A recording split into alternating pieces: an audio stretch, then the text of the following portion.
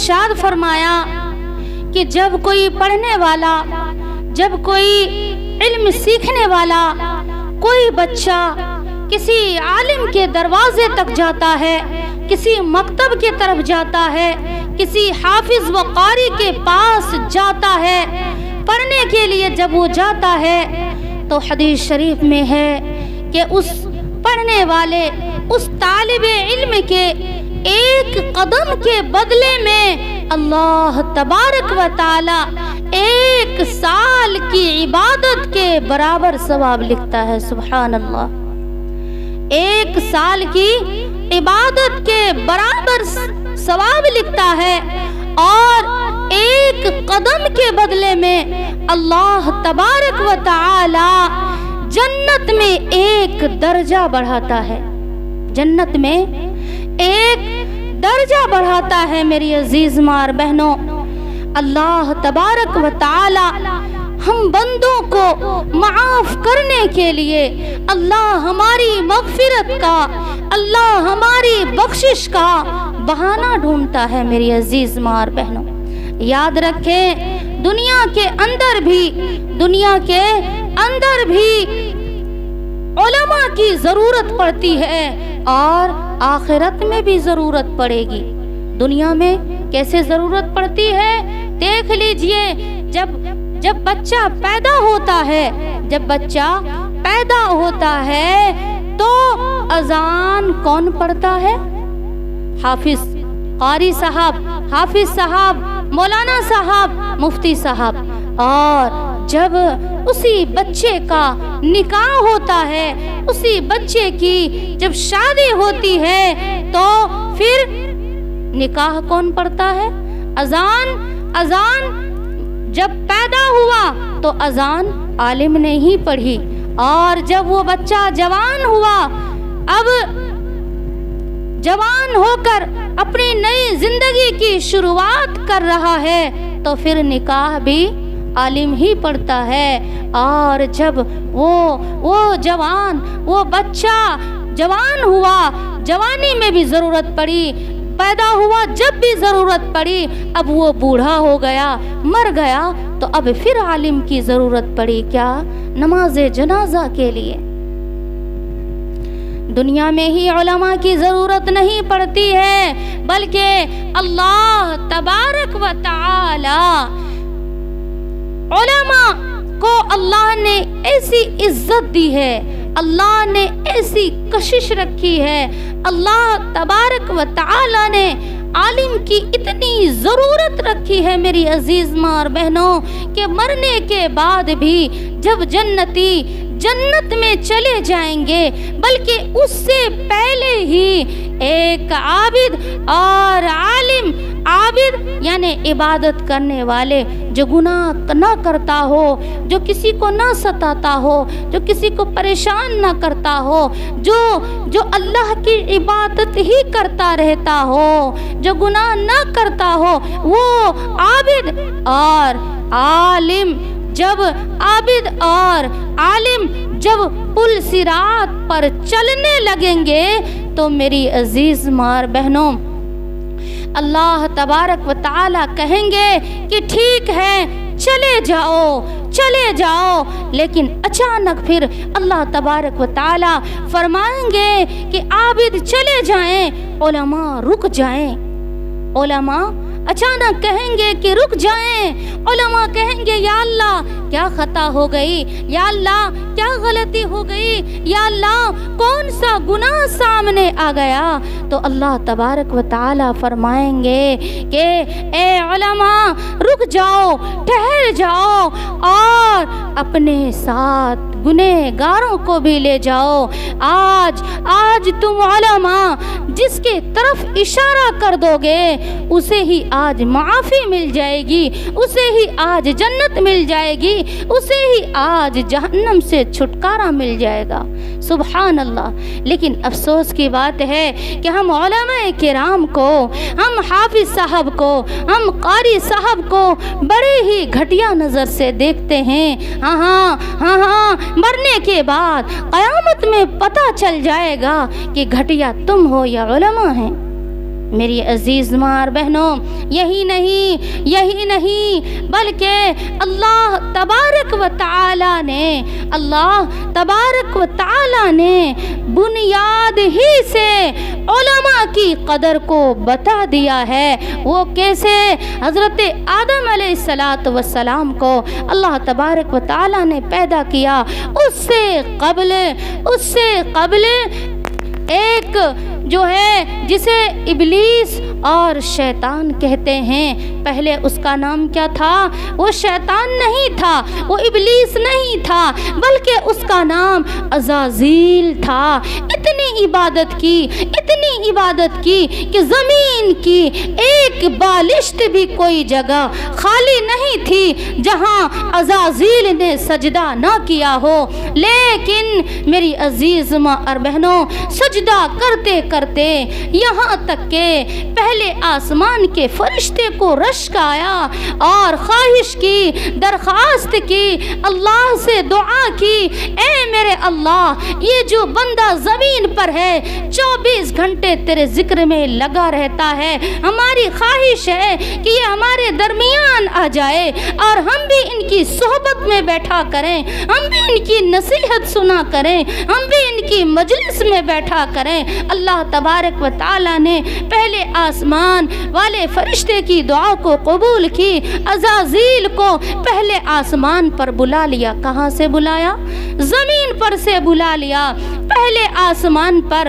اب پہلے آسمان پر بھی اتنی عبادت کی کہ دوسرے آسمان کے فرشتے بھی رشک کرنے لگے، خواہش مند ہو گئے، اللہ سے دعا مانگی، درخواست کی، میرے مولا، میرے ربا، یہ جو بندہ پہلے آسمان پر تیری حمد و ثنا میں، تیری تسبیح، ذکر و اذکار میں لگا رہتا ہے، ہماری خواہش ہے کہ اس کو ہمارے درمیان لے آئے اور اس کی صحبت میں ہم بھی بیٹھ جائیں اور ہم بھی ان کی نصیحتیں سنیں۔ اللہ نے خواہش قبول کی، دوسرے آسمان پر بلایا، اسی طریقے سے تیسرے آسمان پر، چوتھے پر، پانچویں پر، چھٹے پر، ساتویں پر عزازیل پہنچ جاتا ہے۔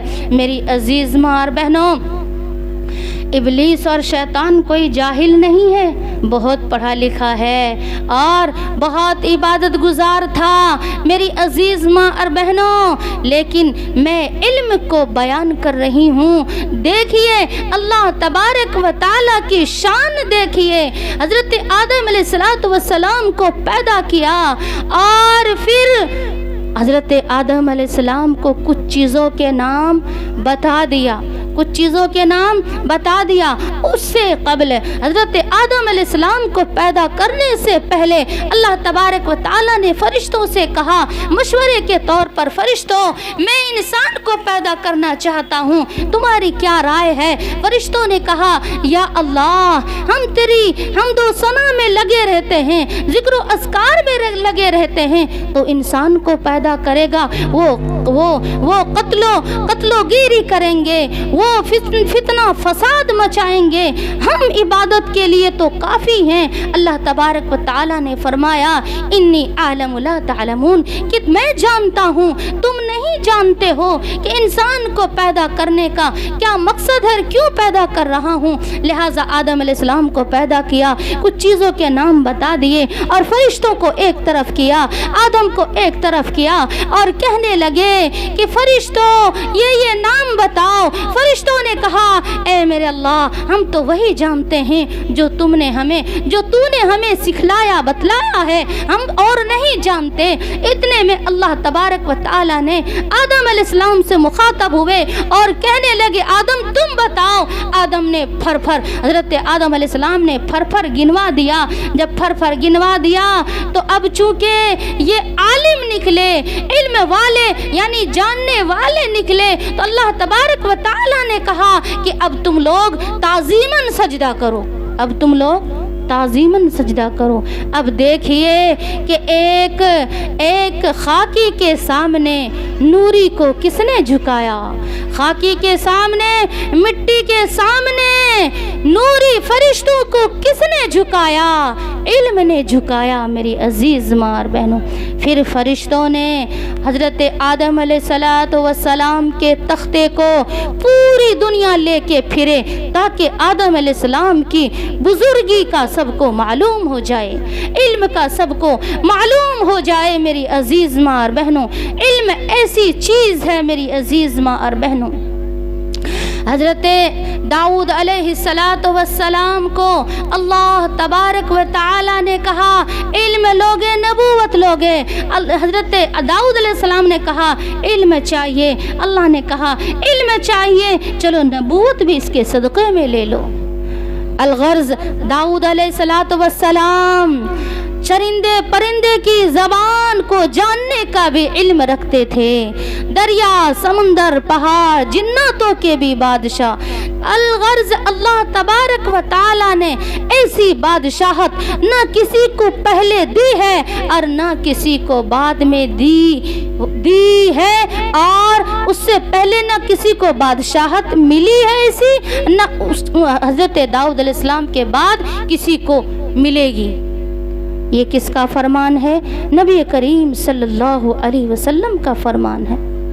میری عزیز ماں اور بہنوں، بتانے کا مقصد اور مطلب یہ ہے کہ دینی علم کو پہلے اور دنیاوی علم کو بعد میں پڑھیں۔ آپ اسکول بھی پڑھیں، کالج بھی پڑھیں، لیکن یہ نہیں کہ کالج ہی کالج نہیں، پہلے اپنا علم، اپنا دینی علم، حلال حرام کی تمیز آ جائے، اچھے بری چیز کی تمیز آ جائے، قرآن و حدیث کا علم آ جائے، پھر اس کے بعد دنیاوی تعلیم بھی حاصل کریں، کوئی مذائقہ نہیں ہے۔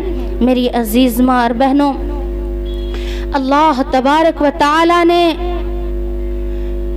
علماء کی بڑی فضیلت بتائی ہے، اللہ تبارک و تعالی نے بڑی فضیلت بتائی ہے کہ اگر کوئی عابد پوری رات عبادت کرے اور عالم پوری رات سوئے تو میری عزیز ماں اور بہنوں اس کا سونا اس عابد کے عبادت سے بہتر ہے۔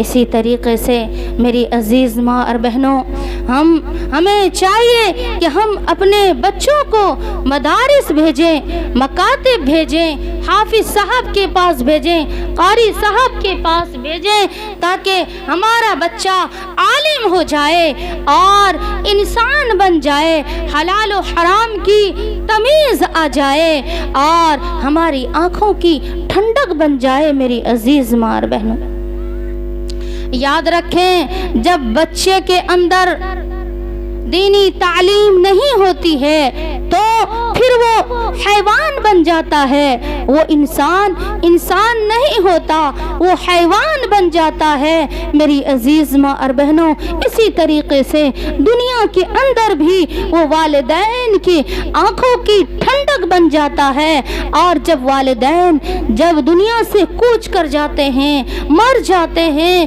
تو پھر وہ قرآن و حدیث پڑھ کر اپنے والدین کے نام سے بخشتا ہے، ایصال ثواب کرتا ہے، اور والدین کو میری عزیز ماں اور بہنوں راحت پہنچتی ہے۔ اسی طریقے سے میری عزیز ماں اور بہنوں، ایک واقعہ یاد آیا کہ ایک بچہ تھا اور اس سے پہلے بلکہ ایک آدمی تھا، شوہر میاں بیوی، بیوی حمل سے ہوئی، اور اس آدمی نے ارادہ کیا اور اپنی بیوی سے کہا کہ دیکھو، پیٹ کے اندر جو بچہ ہے، جو بچہ پیدا ہوگا، اس کو ہم حافظ بنائیں گے۔ خدا کا کرنا ہوا، خدا کا حکم ہوا کہ بچہ کے پیدائش سے پہلے ہی باپ کا انتقال ہو گیا۔ میری عزیز ماں اور بہنوں، جب باپ کا انتقال ہو جاتا ہے اس کے بعد بچہ پیدا ہوتا ہے. جب بچہ پیدا ہوتا ہے چونکہ بیوی کو وہ وصیت یاد ہوتی ہے. بچہ 2 سال کا ہوتا ہے, بیوی انگلی پکڑتی ہے اور قاری صاحب کے پاس لے کر جاتی ہے اور کہتی ہے کہ میرے اس بچے کو قرآن پڑھانا ہے, قرآن سکھانا ہے. قاری صاحب بٹھا لیتے ہیں. ننھے منھے بچے چھوٹے چھوٹے ہاتھ پیر سے کتاب کو, چھوٹے چھوٹے ہاتھوں سے کتاب کو پکڑتا ہے, چھوٹے چھوٹے پیروں سے چل کر آتا ہے اور قاری صاحب کے پاس آ کر بیٹھتا ہے.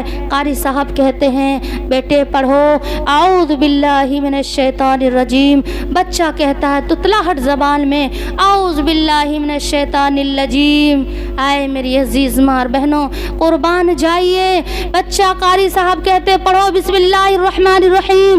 بچہ کہتا ہے بسم اللہ الرحمن الرحیم. تتلاہٹ زبان سے کہتا ہے. اس بچے کے باپ کو قبر میں عذاب ہو رہا ہوتا ہے اور جب بچہ دنیا کے اندر پڑتا ہے بسم اللہ الرحمن الرحیم, خدا کی قسم اللہ کی رحمت جوش میں آتی ہے, اللہ کو غیرت آتی ہے. اللہ فوراً فرشتے کو حکم دیتا ہے ایسا کیسے ہو جائے گا کہ جس آدمی کا بچہ مجھے کہہ رہا ہو کہ اللہ بہت ہی زیادہ رحمان و رحیم ہے, میں اس کے باپ کو عذاب دوں, اس کے باپ کو سزا دوں, ایسا نہیں ہو سکتا. فرشتے جاؤ اور اس بسم اللہ الرحمن الرحیم پڑھنے والے بچے کے باپ کے اوپر سے قبر کے عذاب کو ہٹا دو اور جنت اس کے مقدر کر دو, جنت کی کھڑکیاں کھول دو اور جنت کی راحت اور جنت کے بستر اس کے لیے بچھا دو میری عزیز ماں اور بہنوں. اور آج کل کیا ہوتا ہے, 2 سال کے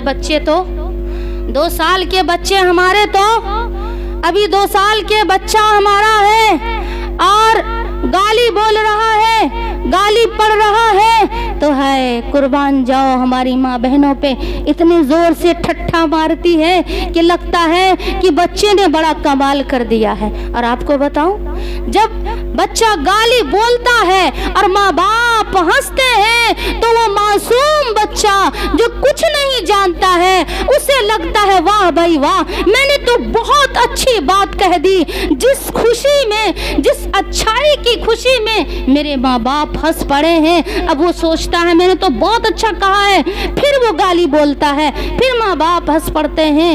اسی طریقے سے وہ گالی دینے کے عادی ہو جاتا ہے.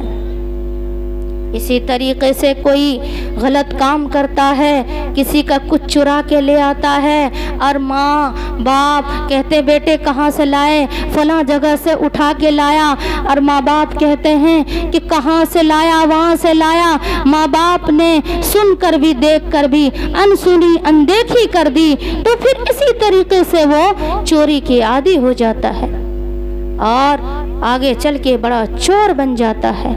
ایک واقعہ میں نے بہت ہی بچپن میں چھوٹے میں پڑھا تھا. یہ واقعہ میں نے یہ پڑھا تھا کہ ایک بچہ تھا, مدرسے میں پڑھنے گیا, کبھی تو اپنے کلاس فیلو کا پین چرا کے لے آتا, کبھی کاپی چرا کے لے آتا, کبھی کتاب چرا کے لے آتا. اسی طریقے سے چوری کرتے کرتے اب دوسروں کے گھر میں سامان چرانے لگا, ہوتے ہوتے بہت بڑا ڈکیت بن گیا. اب جب ڈکیت بنا, پکڑا گیا تو پھر فیصلہ ہوا کہ پھانسی اور سولی لگائی جائے گی, پھانسی کے پھندے پہ چڑھایا جائے گا. آخری خواہش پوچھی گئی کہ چور ڈکیت, چونکہ سولی اور پھانسی دینے سے پہلے قانون ہے, پوچھا جاتا ہے کہ آخری خواہش کیا ہے.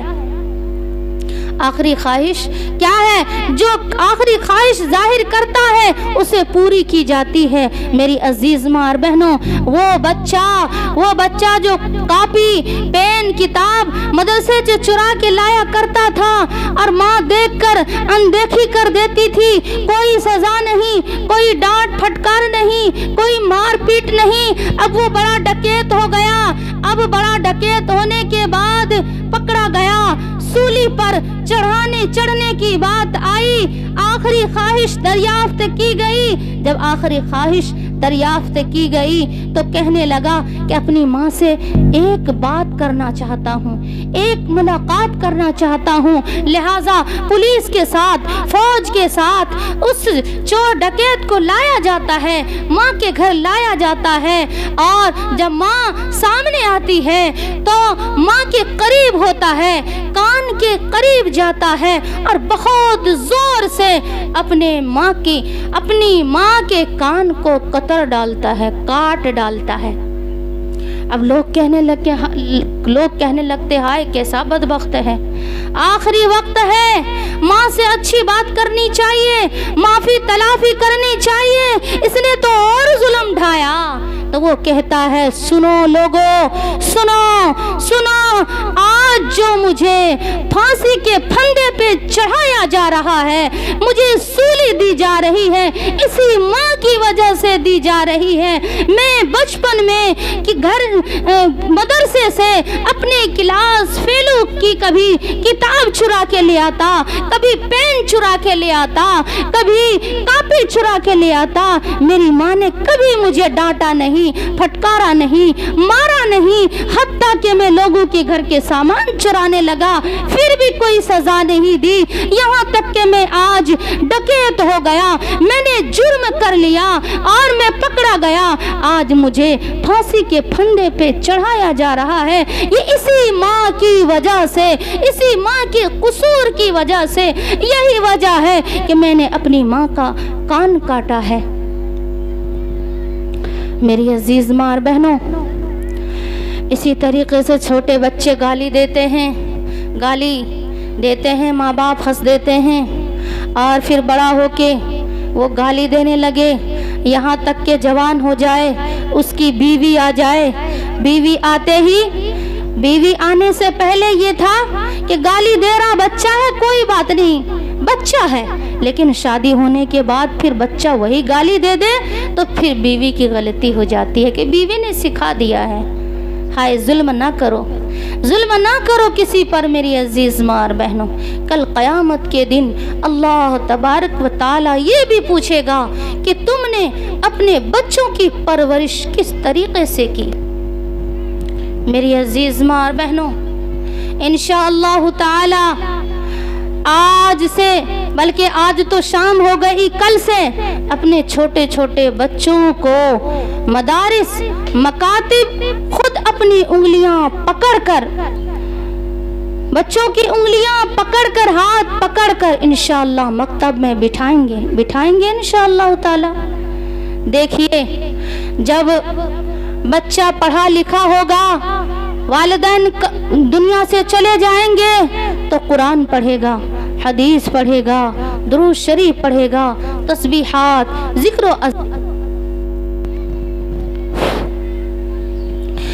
و اذکار کر کے ماں باپ کے نام ایصال کرے گا۔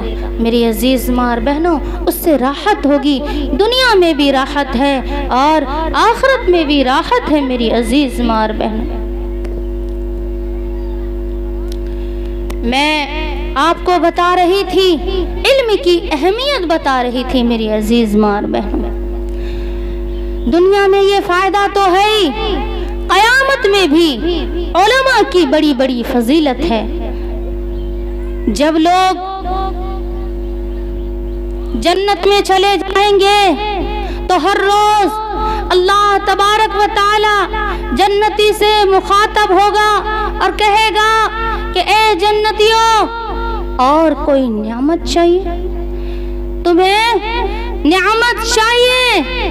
جنتی کہیں گے یا اللہ اتنی بڑی بڑی نعمتیں ملی ہیں، اس سے بڑھ کر بھی کوئی نعمت ہے؟ اللہ فرمائے گا ہاں ہے، ہاں ہاں ہے میری عزیز ماں اور بہنوں، جنتی جب کہیں گے کیا نعمت ہو سکتی ہے، اللہ فرمائے گا جاؤ اپنے علماء سے پوچھو۔ دیکھو علماء کی ضرورت جنت میں بھی پڑی، کہیں گے جاؤ اپنے علماء سے پوچھو، لوگ علماء کرام کے پاس جائیں گے اور جب یہ بتائیں گے تو علماء کرام کہیں گے ہاں ہاں ابھی تو بہت بڑی نعمت باقی ہے، اور وہ ہے اللہ تبارک تعالی کا دیدار۔ تو علماء کرام کی ضرورت دنیا میں بھی ہے اور آخرت میں بھی ہے۔ انسان علم حاصل کر کے انسان بن جاتا ہے، انسانیت آ جاتی ہے، ورنہ انسان حیوان بن جاتا ہے، حیوانیت آ جاتی ہے۔ میری عزیز ماں اور بہن، شیخ سعدی رحمت اللہ علیہ فرماتے ہیں کہ جو انسان علم حاصل نہ کرتا ہو، جو علم نہ جانتا ہو، جو قرآن و حدیث کو نہ جانتا ہو، جو جاہل ہو، اسے پھانسی کے پھندے پہ لٹک جانا بہتر ہے۔ جاہل ہونے سے بہتر ہے کہ وہ مر جائے۔ کتنی بڑی بات ہے میری عزیز ماں میں۔ اور دوسری بات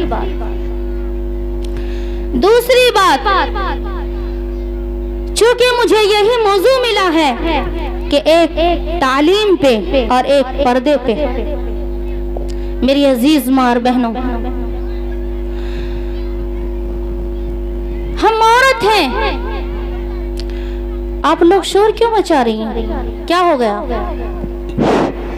جانے آنے کا ماحول نہیں بنا ہے، ورنہ باجی بیان بند کر دے گی۔ اتنی دور سے مہمان آئی ہے، ہزاروں کلومیٹر دور سے طے کر کے، اور آپ قدر نہیں کر پاتے ہیں۔ جانے آنے کا ماحول نہیں بنا ہے۔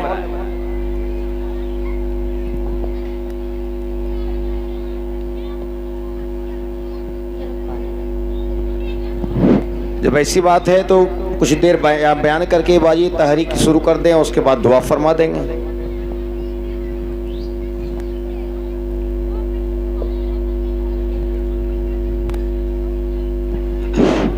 ماحول نہیں بنا ہے، اٹھنے بیٹھنے کا ماحول نہیں بنا ہے۔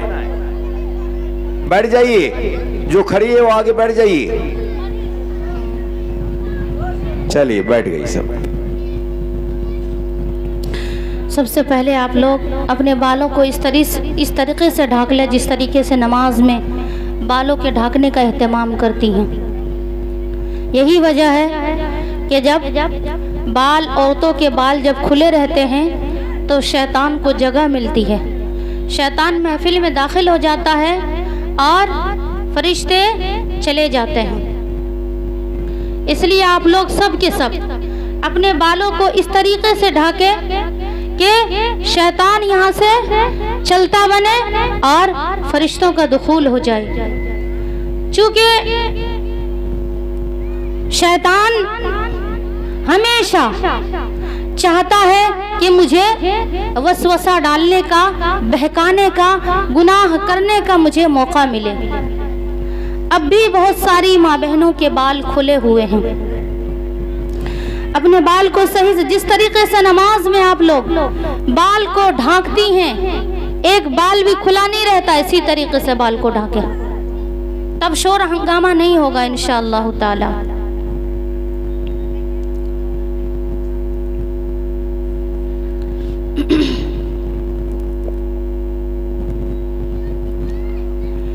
میری عزیز ماں اور بہنوں، اللہ تبارک و تعالی نے قرآن میں ارشاد فرمایا ہے، دیکھیے اصول ہے قرآن کے اندر، جو اللہ تبارک و تعالی حکم کرتا ہے وہ فرض ہوتا ہے، اور فرض کو، فرائض کو چھوڑنے والا حرام کے مرتکب ہوتا ہے، یعنی حرام کرنے والا ہوتا ہے۔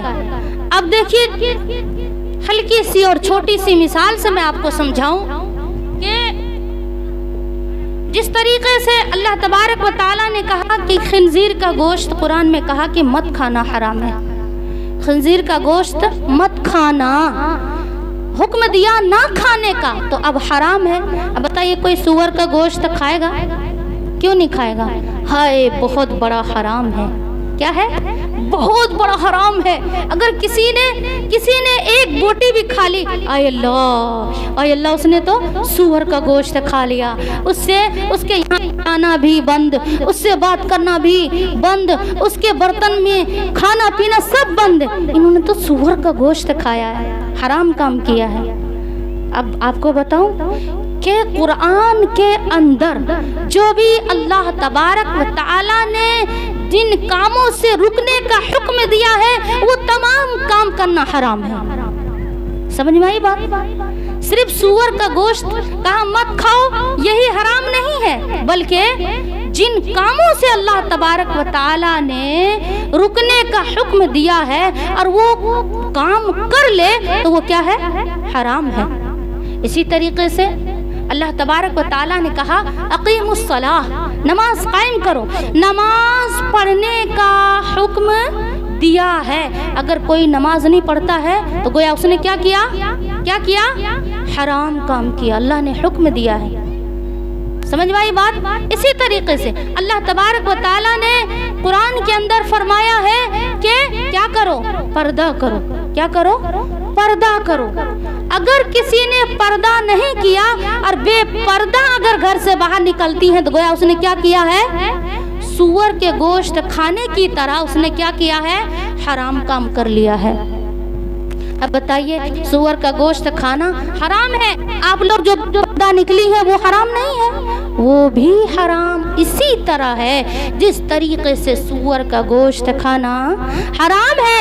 جس طریقے سے اللہ تبارک و تعالی نے قرآن میں ارشاد فرمایا کہ وَقَرْنَ فِي بُيُوتِكُنَّ وَلَا تَبَرَّجْنَ تَبَرُّجَ الْجَاهِلِيَّةِ الْأُولَى کہ کیا کرو تم اپنے گھر کو لازم پکڑے رہو، اپنے گھر سے باہر مت جاؤ، اپنے گھر سے باہر مت جاؤ. پہلی عورتوں کی طرح پہلے جو جہالت تھی ان جاہل عورتوں کی طرح، ان جاہل سماج کی طرح بے پردہ تم نہ نکلو میری عزیز ماں اور بہنوں. اگر کوئی بے پردہ نکلتا ہے تو پھر کیا کرتی ہے وہ حرام کام کرتی ہے. اب بتائیے آپ لوگ سب کے سب کہاں آئی ہیں؟ اجتماع میں آئی ہیں، جلسے میں آئی ہیں. اب بتائیے کہ اب جو آپ لوگ بے پردہ آئی ہیں کیا کر کے آئی ہیں؟ ہائے آپ ہی بتائیں گی کیا کر کے آئی ہیں، آپ ہی بتائیں گی. دیکھیے میں نظر دوڑا رہی ہوں، میری نظر جہاں تک جا رہی ہے تو مجھے شاید وہ کالا دوپٹہ دکھ رہا ہے، یا میں مشکل سے مجھے لگ رہا برقع ہے، ایسا لگ رہا جیسے کالا دوپٹہ ہو. کیا راستے میں سب آپ کے باپ ہی ملے تھے؟ کیا راستے میں بھائی شوہر سے پردہ کرنا نہیں ہے، باپ سے پردہ نہیں ہے، بھائی سے پردہ نہیں ہے، چچا سے نہیں ہے، ماموں سے نہیں ہے، خالو سے نہیں ہے؟ کیا آپ جب آنے لگی تو سب آپ کے سگے خالو ہی تھے، سب آپ کے سگے ابو ہی تھے؟ معاف کرنا میں مسئلہ بتا رہی ہوں. نعوذ باللہ سب جو ہے آپ کے سگے بھائی میں شوہر نہیں کہوں گی، بہت بڑی بات ہو جائے گی. بتائیے بھلا، نہیں نا سب سگے باپ تو نہیں تھے، سب سگے بھائی تو نہیں تھے، سب سگے چچا، سب سگے خالو تو نہیں تھے. اب بے پردہ ہو کر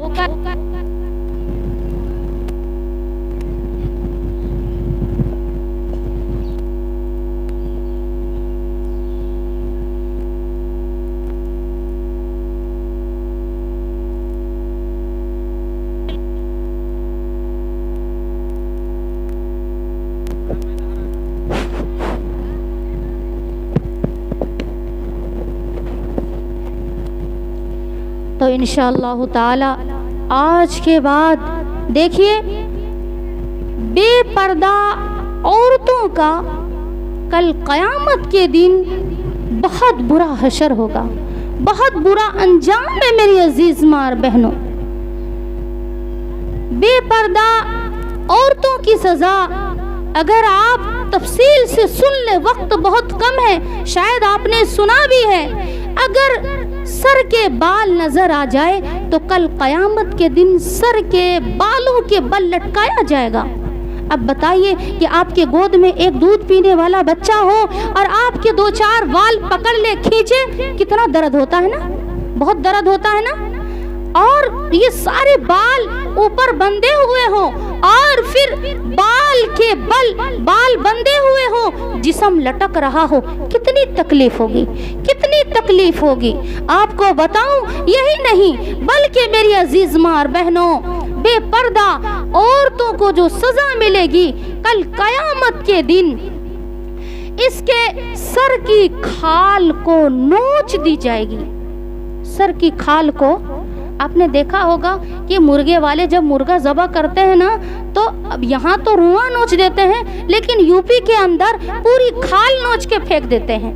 اسی طریقے سے سر کی کھال کو نوچ دیا جائے گا۔ جب سر کی کھال پوری نوچی چلی جائے گی، پھر دوبارہ سے سر کے اوپر کھال اور بال لگ جائیں گے۔ کیا آپ یہ تکلیف برداشت کر پائیں گی؟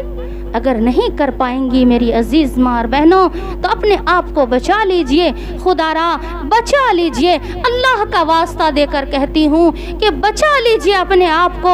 آ جائیے پردے میں آپ لوگ۔ ہم عورتوں کی وجہ سے معاشرے میں فتنہ ہوتا ہے، فساد ہوتا ہے۔ ہم عورتیں جب بے پردہ چلتے ہیں میری عزیز ماں اور بہنوں تو سامنے والے کے اندر گناہ کی آگ بھڑکتی ہے اور پھر زنا ہو جاتا ہے۔ جب زنا ہو جاتا ہے تو معاشرے کے اوپر اور اس بستی، اس محلے کے اوپر اللہ کا غضب و غضب نازل ہوتا رہتا ہے، اور اس معاشرے پر، اس گاؤں پر، اس بستی پر اللہ تبارک و تعالی کا غضب و غضب نازل ہوتا ہے۔ تو کبھی کسی جوان کی موت کی خبر آتی ہے، کبھی کسی کے مال کے چوری ہو جانے کی خبر آتی ہے، کبھی کسی کے بچے کے حادثات، ایکسیڈنٹ کی خبر آتی ہے۔ میری عزیز ماں اور بہنوں، یہ ہمارے گناہوں کا ثمرہ ہے، ہمارے گناہوں کا نتیجہ ہے میری عزیز ماں اور بہنوں، کہ آئے دن ہمیں بری خبر، غم کی خبر ملتی رہتی ہے۔ خاص کر ہم عورتیں میری عزیز ماں اور بہنوں گناہوں میں ملوث ہیں۔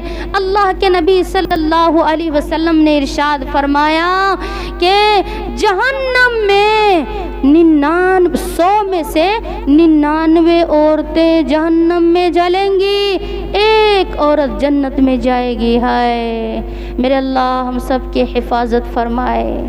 ذرا ڈرے اللہ سے، خوف کھائے اللہ سے کہ آج تو ہماری جیسی تیسی گزر جا رہی، آج اگر کوئی پریشانی آتی ہے تو باپ بھی دوڑ کے آ جاتے ہیں، ماں بھی دوڑ کے آ جاتی ہے، رشتہ دار بھی، شوہر بھی، بچے بھی، سب تسلیاں دیتے ہیں، حوصلہ دیتے ہیں، اور ڈاکٹر بھی آ جاتا ہے، فوراً تکلیف کو دور کرنے کی کوشش کرتا ہے۔ یاد رکھیں قیامت کے دن نہ باپ، نہ بھائی، نہ ماں، نہ باپ، نہ شوہر، نہ بچے، نہ کوئی ڈاکٹر، چلاتی رہیں گی، کوئی پوچھنے والا نہیں ہوگا۔ میری عزیز ماں اور بہنوں، ہم دنیا میں اس لیے نہیں آئے ہیں کہ اچھا کھا لیں، اچھا پہن لیں، اچھی کوٹھیوں میں، اچھے گھر میں، ٹائلز پتھر والے گھر میں رہ جائیں۔ نہیں، ہم آخرت کے گھر کو سنوارنے کے لیے دنیا میں آئے ہیں، لیکن ہم بھول چکے ہیں۔ یہی یاد دلانے کے لیے میری عزیز ماں اور بہنوں انبیاء کرام آئے، اور انبیاء کرام کا بھی سلسلہ ختم، خاتم نبیین محمد الرسول اللہ صلی اللہ علیہ وسلم بھی جا چکے۔ اب نبی کے وارث ہی آپ کو سمجھائیں گے، جسے نبی کے وارث کون ہیں؟ نبی کریم صلی اللہ علیہ وسلم خود فرماتے ہیں العلماء ورثۃ الانبیاء، کہ علماء آپ کو سمجھائیں گے، اور علماء کی بات ماننی ہوگی۔ جب نہیں مانیں گی تو یاد رکھیں پھر آپ کی منزل، آپ کا ٹھکانہ جہنم ہوگا۔ کیا کوئی بندہ یا بندی چاہتی ہے کہ وہ جہنم میں جائے؟ نہیں نا میری عزیز ماں اور بہنوں، جب نہیں جانا چاہتی جہنم میں تو تھوڑی سی محنت کرنی پڑے گی، کوشش کرنی پڑے گی۔ انشاءاللہ تعالی جب اللہ سے ہم لو لگائیں گے, نیکیوں کا ارادہ کریں گے, کوشش کریں گے, تو اللہ تبارک و تعالی ہمارے لیے راہیں کھولتا چلا جائے گا. اب میں آپ کو بتاؤں کہ میں علم کے موضوع پہ بیان کر رہی تھی. علم کہاں ملے گا؟ اب کون سی جگہ ملے گا علم؟ جنگل میں, بعد میں, کھیت میں؟ کہاں ملے گا؟ پیڑ پر, ندی کے کنارے میں, پل پہ, چوک چوراہے, سڑک پہ, بازاروں میں؟ نہیں. کہاں ملے گا؟ بازاروں میں تو ہم اتنی جلدی بھاگتے ہیں کہ جو ہے کوئی کچوری پکوڑی اچھی نکل نہ جائے, تازی ختم نہ ہو جائے, باسی نہ ہمیں ہاتھ لگ جائے, بہت جلدی بازاروں میں بھاگتے ہیں. اب دیکھتی ہوں آپ کا دماغ کہاں بھاگتا ہے کہ علم کہاں ملے گا. کچوری پکوڑی تو آپ کو بازاروں میں مل جائے گی, اور پھل فروٹ پیڑوں پہ, آم آج تک رہا ہے, مل جائے گا. لیکن علم کہاں ملے گا میری عزیز ماں بہنوں؟ علم جو ملے گا وہ مدارس میں, مکاتب میں, مساجد میں, جو قاری صاحب بیٹھے ہوئے ہیں, جو اپنے بچوں کی خواہشات کو اپنے بچوں کی خواہشات کو آگے پیچھے کر کے, ورنہ جس طریقے سے اور لوگ دلی پنجاب جاتے ہیں کمانے کے لیے, حافظ قاری عالم بھی جا سکتے تھے, لیکن یہ نبی کے وارث ہیں اور نبی کی فکر, نبی کا درد, نبی کا غم لیے چھوٹے چھوٹے مدارس میں بیٹھے ہوئے ہیں کہ کوئی جہنم میں نہ جائے, ہر کوئی جنت میں جانے والا بنے. میری عزیز ماں بہنوں, اپنا گھر تو ہم نے بنا لیا ہے, اپنے گھر, مکان, دکان اور کچن, باتھ روم, سب کچھ بنا لیا ہے. دنیا کے گھر کو ہم نے سجا لیا ہے, اور آخرت کا گھر ہمارا پتہ ہی نہیں ہے. آخرت کے گھر کی ایک اینٹ بھی تیار نہیں کی ہے. وہ آ جائیے, دنیا کا گھر تو بنا لیا ہے, آ جائیے. اب آخرت کے گھر کو بنانے کی تیاری کرتے ہیں.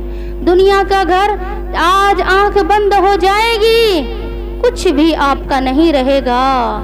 میری عزیز ماں بہنوں, پھر آخرت کے گھر کی ضرورت پڑے گی, جہاں ہم نے ایک اینٹ بھی نہیں تیار کر رکھی ہے.